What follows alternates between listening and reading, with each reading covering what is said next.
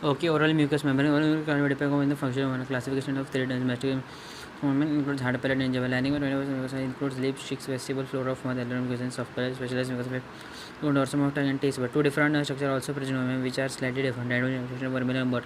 Descriptive purpose: cartilage, muscular mucus, vein, border lips, non-gradient, including lining, mucus, special and function of movement, defense, lubrication, sensory, and protection. Okay, movement prevents the entry of microorganisms and its toxins into the oral cavity and also impervious to the toxin of the microorganisms. Saliva is secreted from minor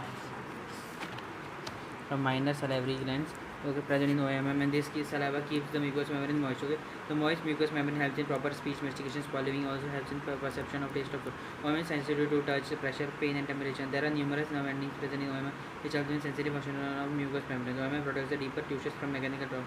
What OMM indicates? OMM consists of four levels: epithelium, lamina propria, contains salivary and some mucosa, bone mucosa, and oral mucosa, epithelium, keratins, ortho. Para non-keratine. So the topmost layer is the epithelium. Below the epithelium it is a connective tissue which is called as lamina propria. Below the lamina propria is a layer of loose connective tissue which is called submucosa. Submucosa connects the epithelium and lamina propria. Constituent tissue which may be bones and muscle. Epithelium of oral mucosa may be keratinous or non-keratinous.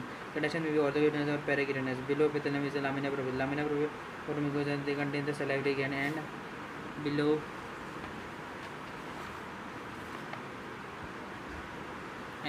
and below the lamina propria there is layer of loose connective tissue called the submucosa. This submucosa connects the epithelium and lamina propria to underlying bone or muscle.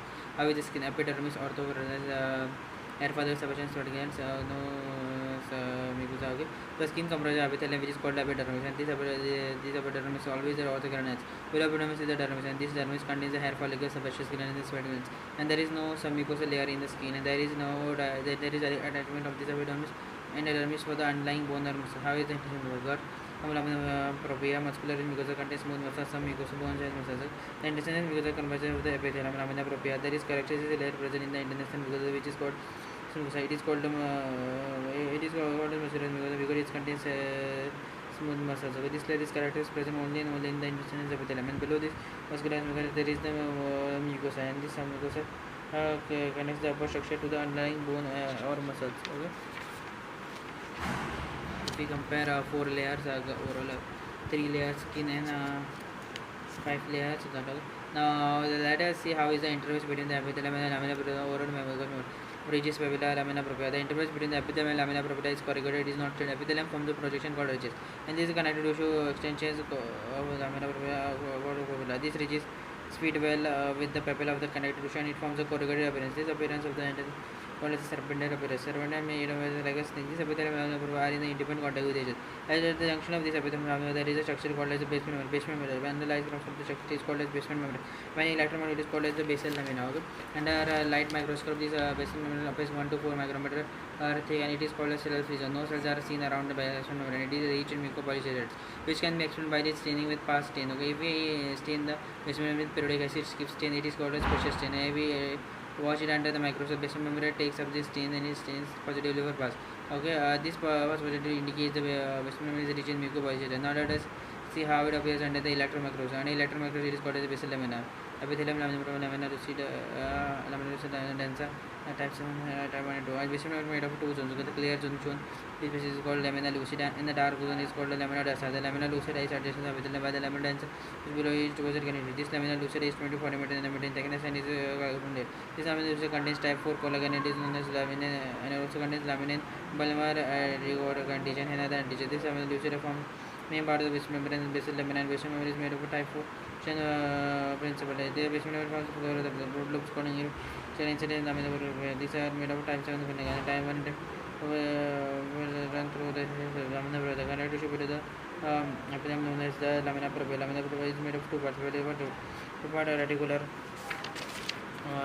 part. Okay, the papillary zone is the zone which is present just below the epithelium, okay, which extends between the ridges of the epithelium. Below it is the reticular zone. Okay, sometimes the papillary zone is absent. The gingiva heart papillary. If the epithelium does not contain the ridges, it is straight, and then the papillary part of the lamina propria is absent. But the reticular part is always present. Okay, so the epithelium is connected tissue. So we have tight interlocking atoms. This provides exchange of material between the epithelium and the connective tissue. What does the ground substance of lamina propria? The ground substance of many may contain many things, mainly the collagen fiber present in lamina type 1 and type 3. Other things which may be present like In the ground section are various glycoproteins, protein glycans and cells present such as fibroblasts, mast cells, and macrophages. Some mucosa. It is a connective tissue layer of varying thickness. It is called as the submucosa. It is present below the lamina. Submucous is connect overlying structure to the underlying tissue, which may be bone or muscle. This layer of connective tissue is very loose, and it may also be tied in some mucosa. Some mucosa such as the heart and angina. In the lining mucosa, it is loose. The submucosa contains glands, blood vessels, collagen fibers, adipose tissue may contain nerves. Okay. Non-keratinous mucosa, it comprises of lining mucosa and the specialized mucosa. Non-keratinous epithelial difference in the keratinous mucosa that it does not produce the conivite surface. Non-keratinous mucosa is made of three layers of stratum superficial, stratum intermediate, and stratum basale. The bottom of the is the stratum basale. Medial one is called the stratum intermediate, and the upper one is called the stratum superficial. The oral epithelium always explained in the book the stratum epithelium. So what is this stratum epithelium? The stratum means the oral epithelium is always arranged in three or more layers. Squamous is the nature of this every cell in the oral epithelium is social. It is squamous. So the oral epithelium is distinct stratified, that is layered squamous and shading epithelium. Okay, lining mucosa consist of lips and cheeks, vestibule and alveolar mucosa. Inferior thyroid floor of mouth soft palate. Okay, epithelium. Lamina thin mucosa and muscles. Okay. Lining mucosa of the epithelium is thin. Below the epithelium lamina is present, which is thinner than the epithelium. A submucous epithelium which connects the epithelium lamina with the underlying muscle. This submucosa different in different region of the lining mucosa. It is different in lips and it is different in cheeks. Okay, it is different in soft palate. It is different in tongue. Now let us study one by one in detail. Okay. Lip and cheek. Okay, epithelium. Okay, loose lamina propria dense salivary glands, collagen fat cells. Okay, submucous muscles. Okay, in the lip and the cheek mucosa, the epithelium is arranged in the short irregular region of the epithelium. The connective tissue is very dense and it shows a very short papilla. When extended into the epithelium, some mucosa contains densely arranged collagen, which while the connective tissue is loose, also find some amount of the fat and some mucosa of lip and cheek. The is densely packed collagen fibers play a very important role. Okay, they prevent lodging of lips and cheeks between the teeth while we chew food. Okay, it limits the mobility of the mucosa. It would style to the underlying mucosa and therefore prevents the lodging of lips and cheeks between the tooth and the tooth during eating. Difference between submucosa lip and lip, small chew, large glands. For disease granules, ectopic sebaceous glands present in submucosal glands. Now, normal sebaceous glands are in skin, never mucous, but ectopic sebaceous glands for disease glands are seen in the submucous. Mucous membrane is formed attached to the Cornice or the mucous family attached to the buccinum muscle in chew, alveolum of the epithelium and submucous and stem. The epithelium of the alveolar mucosa is thin, and there are very low epithelial ridges, and sometimes they may be even absent. Okay, and the epithelium may appear as filler. The lamina propria of the alveolar mucosa is dense, and the connective tissue papilla are very low. The submucosa of the alveolar mucosa is very loosely textured and attached to the epithelium. Variation inferior segmental surface of the tongue. Lamina propria submucosa. In the inverse surface of the tongue, the epithelium is thin. Numerous connective tissue papilla can be seen. The submucosa here is unique. It is hardly identified as a separate layer. Submucosa is overlying lamina propria and epithelium to the muscles. Floor of the epithelium is salivary. And then mucosa fat cells, collagen fibers. Okay. In the floor of the muscle, the epithelium is thin. So the papillae are low, and the submucosa is made with loosely arranged collagen fibers. Fat cell, adipose tissues, and also numerous minor salivary glands are seen in the upper region of soft pellets. Okay. In soft pellets, the epithelium is thin. Very few connective tissue papilla are seen. The lamina propria distinct layer of elastic fiber. Buds and submucosa with numerous mucous salivary glands. Between the salivary, you can obtain taste buds. Taste buds are present in mucosa of subreddit other than tongue. Specialized mucosa. Specialized mucosa comprises dorsum of tongue and taste bud. Dorsum of tongue, posterior one tongue entered to that. Foramen, caesium, sulcus terminalis. Dorsum of tongue or superior surface of the tongue is rough and irregular. A V-shaped line called the surface terminalis divides the tongue to pass entered to the part and the posterior one third part. At the angle of the surface terminalis, there is a presence of foramen caesium, which is reminiscent of thyroglossal vein. Entered to third part contains four papillae: filiform, fungiform, valid, foliate. Filiform, numerous taste bud absent. Filiform papillae is the most numerous papillae present on the tortoise tongue, and the epithelium is keratin. They are cone shaped with epithelium over them is keratin. Connective tissue core may be seen. This filiform papillae is the most numerous, but they do not contain any taste buds. Fungiform. In between the filiform papillae are mushroom shaped papillae, which are called as a fungiform papillae. They appear as a red prominence of the tongue, and there is a reaching papillary network inside. The fungiform papillae and fungiform contain only the taste buds. Very wide and narrow. In just in front of the surface, 8 to 10 papillae are present. So there are deep auricular furrows, and it has a narrow base and a wide superior surface, and the broad surface shows numerous secondary papillae and the numerous taste buds. Salivary gland of one appearance is a minor salivary gland, and it's open into the trough of the valid papillae. Okay? And one appearance has empties all its secretions into the valid papillae. The saliva secreted by the one important gland, it contains a very unique called the salivary hygiene of foliate. The foliate papillae is present in the lateral border of the tongue. They are sharp claws, and the foliate papillae also contains the taste buds. Taste buds, okay, epithelial of thallium 40 micrometer, 80 micrometer. Taste buds, taste for flat epithelial cells, narrow space, narrow epithelial cells.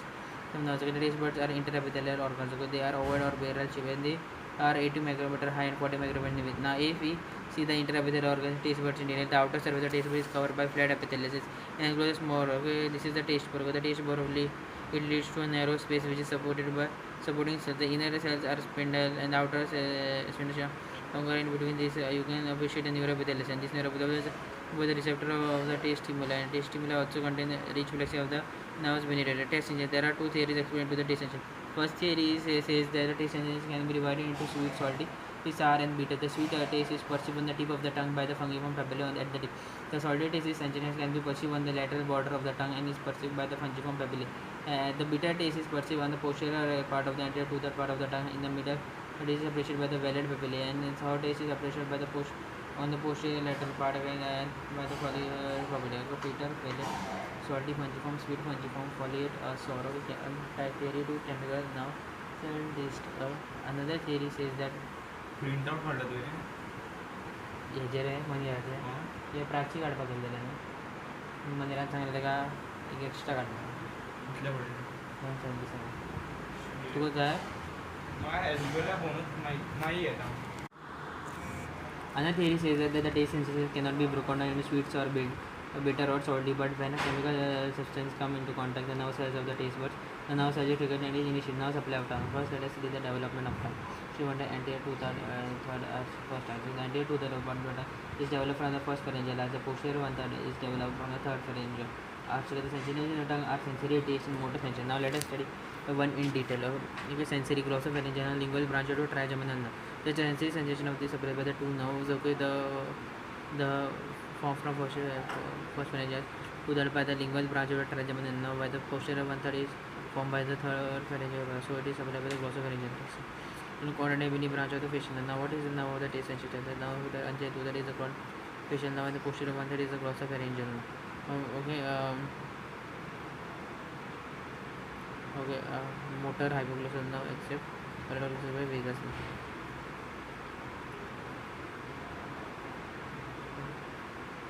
Posterior one is glossopharyngeal. Carotid mucosa. Carotid mucosa includes the maxillary mucosa in the border of. Now the study the basic structure of the carotid epithelium. Okay, so the carotid epithelium is made of a layer is 4 layers of cells which are lower, which are the lowermost layer which is near to the basement membrane, the stratum basale. Upper to the stratum basale, that is stratum spinosum, above stratum granulosum, and the topmost layer is stratum corticum. This names the basale, spinosum, granulosum, and corneum is derived from the morphology of cells. The cell division occurs in the basal layer, and from the cell migrates to the stratum corneum, and finally it sheds out. This process is called maturation. Dynamic and bisal to divide and pass through the entire epithelium is called the turnover rate. Now let us study this layer in detail. Okay, decimal zones, mitotic figures. Okay, the lowermost layer which is near the western of the stratum basale. These are locular cells which are a single layer of cells present in these cells.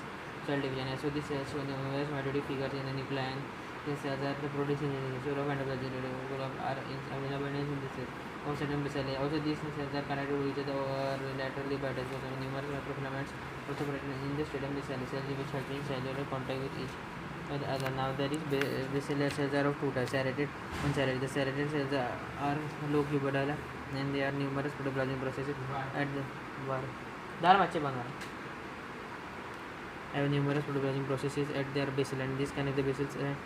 And the non-serrated are of two types. Okay, slow dividing cells which protect the genetic information to the mucosa, and fast dividing which increase the number of cells in the layer. Okay, basal serrated process not that is slow protect genetic information of fast increase number of cells. Okay, spinosum. The stratum spinosum is made of spinous. It's a large polyhedral cells, and under the light microscopy this cell appears that the cells are interconnected by intercellular bridges. Unicellular species are very prominent in this layer. This gives a prickly or thorny appearance into the cell layer. Okay, now when the tissue is prepared, it is a shrinkage of this since as a result which intercellular species are and this gives a spiny or thorny appearance to the spinous cells, and this is called as a cobular posterior appearance of the spinous cells. Okay, spinous cells resemble posterior stem. They are connected in separate areas. Some of these give posterior appearance or cobular appearance of stem. Stenium germinum. The basal cell in the layer which shows cell division. The other cells do not show any cell division. So the basal cells layer show many mitoid figures. Also, some of the spinous cells, basal cells layer also shows the presence of mitoid figures. And the combination of basal and supracell contain the mitoid figures is called a state of germination. Even if the cell contain the mitoid figures, it is only the basal layer by which showing the some of nuclei or bodies, spinal filaments, and non iron can just some because the cells contain granule in a lens of the flat white and nuclear shows degeneration. Also there are numerous basically teratohylin granule present in the cells. Also remember are seen in the abundance of the structure is all-line bodies. There are laminated structure made of a glycoprotein glycolipids always present near the cell membrane, and the other names for all-line bodies are the laminin granule, keratinocyte membrane, keratin granule. Status of the all-line body glycolipid release and the space glycolipids in the membrane. It is present in the cell organ present in the stem of the cells. Keratinocyte is the cell which produces keratinized epithelium. The cell which epithelium. Okay, there are laminated structure. They contain lots of laminin inside, and this laminated structure are made of a glycolipids. So this what is the release of glycolipid in individual species, and this cellular species is then fed of glycolipid. So they are apparent to cell membrane. So an impermeable cell membrane is formed. Further, this impermeable cell membrane later on there is a thickening of the cell wall of the sitting granulosome, and there is crossing of protein. Deposition of calcium bucket in cell death occurs, and finally a thickened keratin layer is laid down. Okay, crossing calcium deposition in cell death, thickened keratin layer. Because the domestic system is made of keratinized cells which are layer and the front and the granular layers. These cells are filled but other grand cell organelles and nuclear absent, and keratinization is of two types. Okay, keratinization or the keratinization cells are filled with total absence of nuclear organelles, but here the tonable is present. Cells show presence of pignotic nuclei. Keratinocyte mucosa consists of hard pellet and gingiva, and contains a specialized stratum that is a verminal border of liquid hard pellet. Epithelium and the mucous membrane of the hard pellet is tightly bound to the periosteum, so it is movable. And under microscope, keratinocyte epithelium with a thick layer of keratinoid. The lamina below the epithelium contains dense connective tissue and numerous short connective tissue. So there is a layer of mucosa which attaches to the line available and the hard pellet can be seen in 4 parts. Okay, gingival, mid pellet and the raphe anterolateral fatty zone, posterolateral glandular zone. Okay. The first part of the hard pellet is a region substitution with the D. Then there is a presence of mid pellet and the raphe in the center. Then the shells of the pellet can be divided into 2 parts, anterolateral and posterolateral part. The anterolateral part is a fatty zone. It contains fatty tissues in some mucosa, while the posterolateral part is a glandular zone. It contains cellular in the mucosa. Let us compare the fatty zone with the glandular zone. Okay. Anterolateral fatty zone.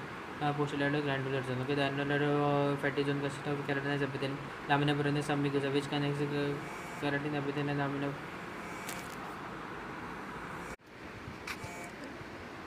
Okay, the anterolateral fatty zone consists of the keratinized epithelium, lamina which connects the keratinized epithelium lamina to the periosteum. Similar structure glandular part. Okay, but the difference between the fatty zone and the gland is in this, because the mucosa of the fatty zone contains the densely packed column, which forms compartments. In this compartment and within this compartment, the fat cells adipose tissue is present. Okay, while in the mucosa gland, so the arrangement of the fiber is similar, but with the compounding mucous salivary glands are present. Now this hormone structure on the hard belly, which is the incisive papilla. Okay, Jacobson's organs, incisive canal, nasal. Now this incisive papilla is made of a densely connected tissue, and it contains the oral part of the vestigial part of the nasopharyngeal duct. It is a point on the medial and raphe in the entire region, just behind the two central incisors. This is incisive papilla. It contains the incisive canal and the remnants of the primitive nasopharyngeal duct. Okay, these remnants are lined by pseudocertified column and epithelium, and also remnants of the hyaline cartilage present. Remnants of the nasopharyngeal duct found in the is the only structure present in the oral cavity which is lined by ciliated column and epithelium. In many mammals, the incisive duct and Jacobson's oral helps in auxiliary olfactory or smelling function, but on this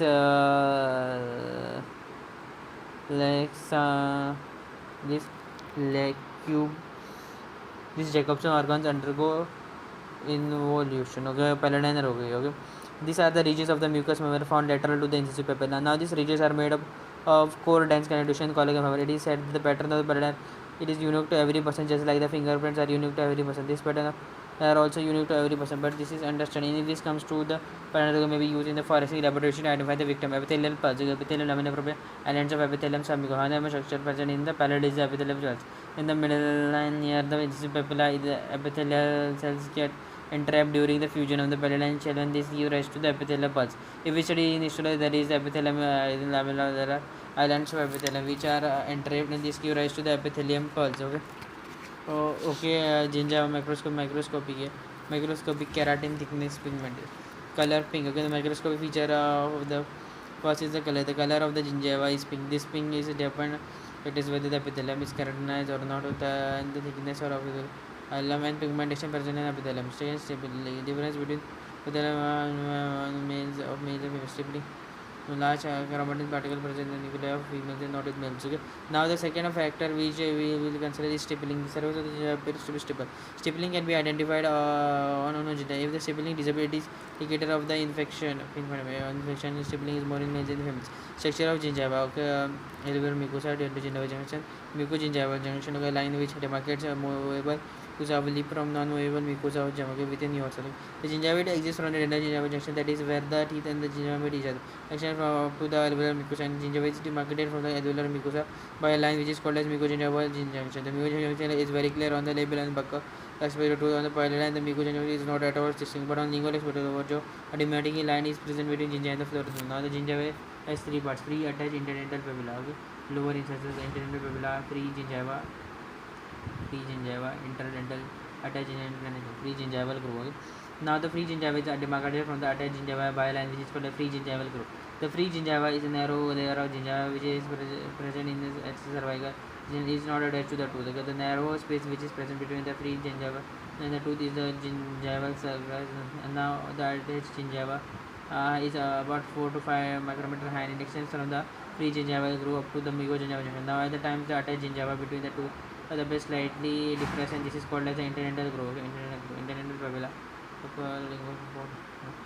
The part of the gingiva that fills the space between the two teeth is called the interdental papilla, which is triangular in shape. In the entirety, this attached gingiva appears to be pyramidal, but in posterior gingiva appears as a tendon. The buccal and the lingual corners are high. In between them a valley like is present. This is called as the collis non-cranal. So there is an early entry of microorganism in the cold region, and so it is one susceptible to periodontal diseases. Okay, microscopic feature. It has ortho 15%, parasympathetic, non-cranal 10%, lamina propria. The lamina propria show connected tissue, papilla are long, and there may be lymphocytes, plasma cells, neutrophils in the connective tissue. Macrophage and few elastic fibers will be present, but in some because there is coarse arrangement of collagen fibers between epithelium and gingiva and gingiva keratinized and non-keratinized. Higher connective tissue papilla, lower connective tissue papilla. Some mucosa thick and dense, some mucosa loosely gingival ligament. Gingival fibers in the lamina papilla or gingiva are arranged in various groups. This is called as the gingival ligament. The function of the gingival ligament are agent towards the free gingiva advanced to the attached gingiva to the alveolar bone. Okay, and link one to the other. What are these gingival ligament made of? It is made of 8 types of cells. Okay, that scholar is very type.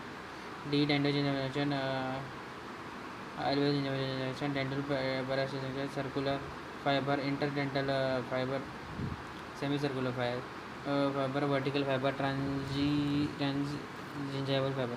How is the arrangement of each of the fiber? Okay. Dentogingival fiber. It is named. It suggests it's a cementum of the tooth and the lamina propria of the gingiva. And these are the most numerous among the various fibers. The alveogingival fiber. This fiber arises from the crest of the alveolar bone. Okay, and connective tissue of the gingiva. So they are called as alveogingival fiber. Dentoparietal fiber. They start on the dentate tooth and the surface of the alveolar bone. Also there is a circular fiber which unseculated with other fibers. Okay, or other fibers will be shown on other root. Okay, this is called a buccolingual root through the cold. Okay, the interdental fibers they connect the buccal and the lingual papilla. Okay, the vertical fiber runs vertically. Okay. There are these are the transverse section of the roots of the tooth. Okay, the semicircular fiber they are connected the cementum on the one side to the other side. Okay, transgingival fiber they start to the margin gingiva subjacent tooth. Okay, a line which model which she also applied the lip liner. The volume of the lip is sharp, present between the skin and the lip. Let us study how it is histologically. Skin side orthogonal. The epithelium is thick and the straight up cornea is thick. The conductive tissue are short and within the sweat glands the follicles of the lip side of the volume body is non-keratinized. The conductive tissue papilla are again low, but the conductive tissue does not contain any sweat glands, so sebaceous glands and hair follicles. The ranges on between the skin and the lip mucosa is the vermilion over the epithelium is thin, but it is not as thick as the skin epithelium. It is keratinized. The conductive papilla are long and slender. They are so long that they extend up to the depth of the epithelium. So lip is more prone to dryness since there is no sweat sebaceous glands to show lip. So we get so lips to moisturize it. Okay, gingival cirrhosis. Gingival cirrhosis is narrow space between the inner aspects of the gingiva and tooth. Okay, this gingival cirrhosis extends from the upper border of the gingiva up to the tenogingival junction, where the gingiva attaches to the tooth. Okay, this is a continuous space which encircles the tooth. The epithelium which lines the surface is called the circular epithelium.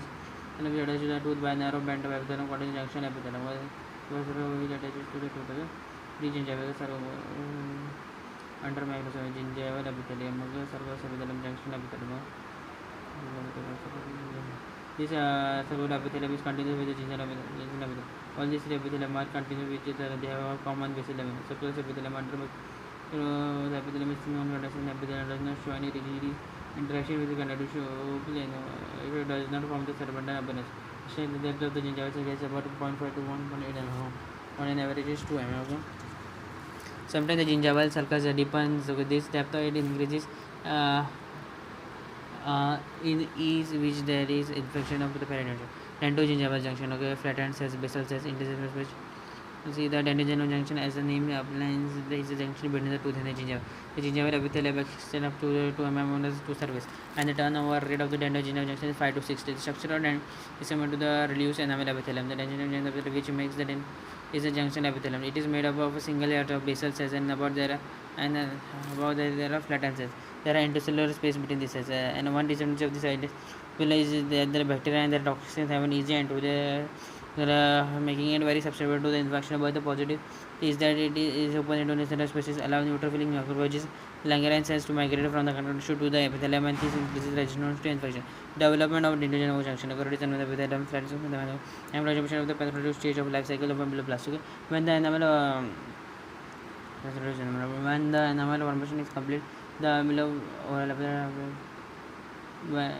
when the enamel formation is complete, the ameloblasts are no longer remain columnar, but they flatten out from irregular shaped cells. Again, these ameloblasts then protect the enamel come in contact with the overlying conductive. This flattened the ameloblasts is called as produce enamel produces the enamel dentin pulp cementum. Gradually, cementum covers the entire enamel surface of the enamel to machine the enamel junction. Now, what happens at the tooth erupts? As the tooth begins to erupt from porous or mucosa, the reduced enamel of the coral to the they fuse with each other. After their fusion, the degeneration starts at the center of the reduced epithelium, and the crown erupts through the perforation. Once the crown tip emerges into the oral cavity, the reduced enamel is called as the primary attachment epithelium. Then the process of eruption continues and the gingival sucker is formed, filling the tooth. This gingival sucker is bound by the junction epithelium at the base. There is free gingiva laterally. The process by which the dentogingival junction is established. Okay? Shift of the dentogingival junction. Okay? The position of the dentogingival junction on the surface of the tooth is not constant throughout the life. Okay? When the tooth first erupts in the oral cavity, the junction is entirely on the enamel. Later on, as the tooth erupts, the attachment of the epithelium separates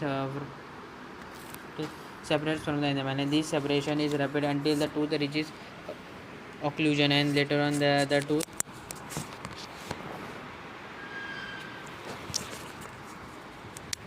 and later on when the tooth reaches the antagonist, the separation is slow. Now we will study two important terminology: active eruption and passive eruption. The actual movement of the tooth towards the occlusal plane is called active eruption. Once the tooth reaches the occlusion, the separation of the primary attachment epithelium from the tooth is called a passive eruption. Initially, reduced enamel attaches the gingiva to the tooth gradually. This reduced enamel epithelium is lost, and oral epithelium connects the tooth surface. Okay, now the reduced enamel epithelium is called as the primary attachment epithelium. Actually, when the tooth erupts in the oral cavity, the gingiva is bound to the tooth by the primary attachment epithelium. Gradually, this reduced enamel epithelium is lost, and this enamel attachment attaches the gingiva to the tooth. Gingival epithelium is called as secondary attachment epithelium. Now, the shift occurs in two stages. There are four stages. Stage one, the gingival surface is on the enamel covered crown. Okay, and the apical end of the attachment epithelium is on the cement enamel junction.